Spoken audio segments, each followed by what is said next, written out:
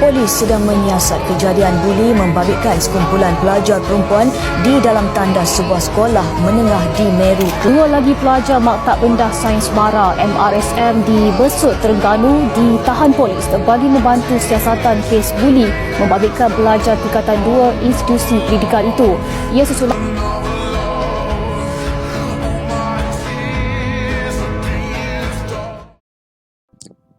Hentikan buli.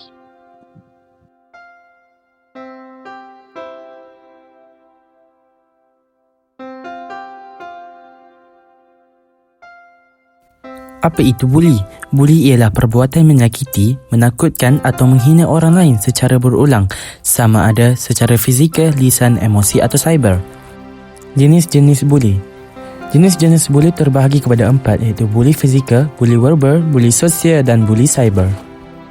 Punca dan faktor buli. Buli berlaku disebabkan oleh beberapa faktor seperti pengaruh rakan sebaya, masalah keluarga, pengaruh media sosial atau permainan video dan kurang didikan moral.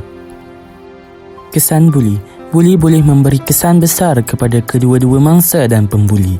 Dari aspek mangsa, meningkatkan risiko kemurungan, kebimbangan, sukar tidur, prestasi akademik menurun dan dalam kes yang serius.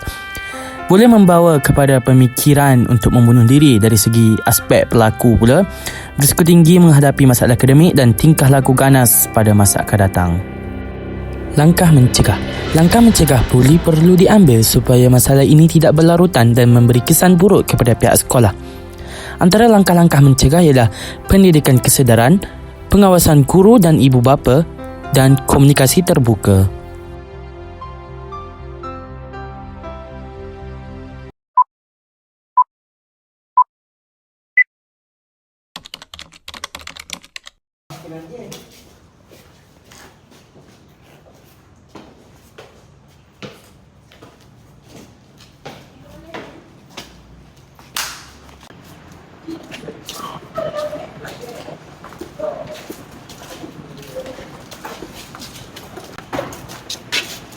Kau buta ke?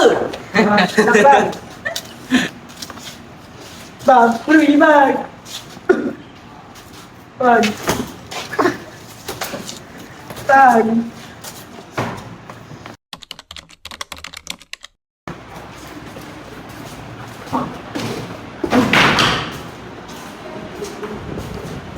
Ah.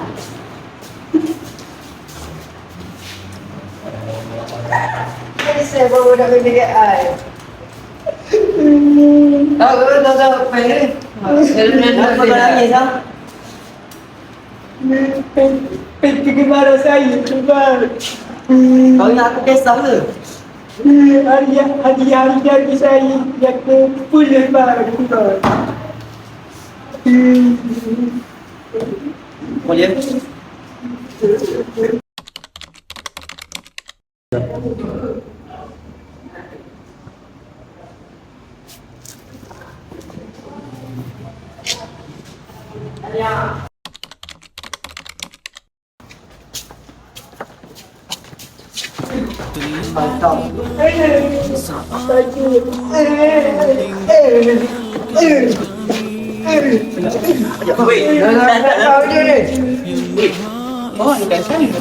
Ada ke? Orang takut tak? Kalau korang buat lagi sekali, kita kena report.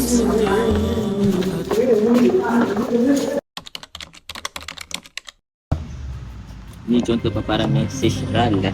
Benda ni ralat. Ya, itu ralat dalam ASP. Assalamualaikum abang. Bolehkah saya duduk? Waalaikumsalam. Boleh, duduk. Saya ni datang nak ucapkan terima kasih kerana membantu saya daripada dibuli. Tapi dik, lain kali kalau adik kena body, adik beritahu je kami. Kami boleh tolong. Okay? Betul? Hati-hati ya. Ya, lain kali beritahu kami ya. Terima kasih abang. Sama.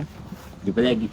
Antara pengajaran yang terdapat dalam video tersebut ialah kita mestilah membantu rakan yang dibuli.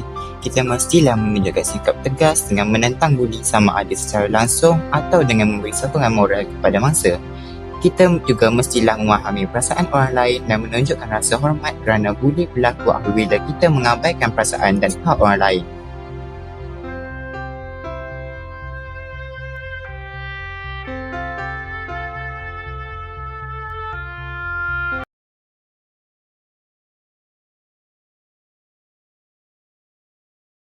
Gelap derita, siapa yang tahu apa yang terjadi?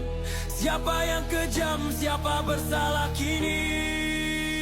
Justice for Sarah Chairina, bukan sekadar nama di pusara. Tangisan ibu jadinya lelah, kita bangkit demi kebenaran nyata. Justice for Sarah Chairina, di langit Sabah yang saksi luar. Dengan bersatu mendidik diri dan komuniti serta mengambil langkah proaktif, kita dapat membanteras buli dan mewujudkan persekitaran yang lebih selamat untuk semua.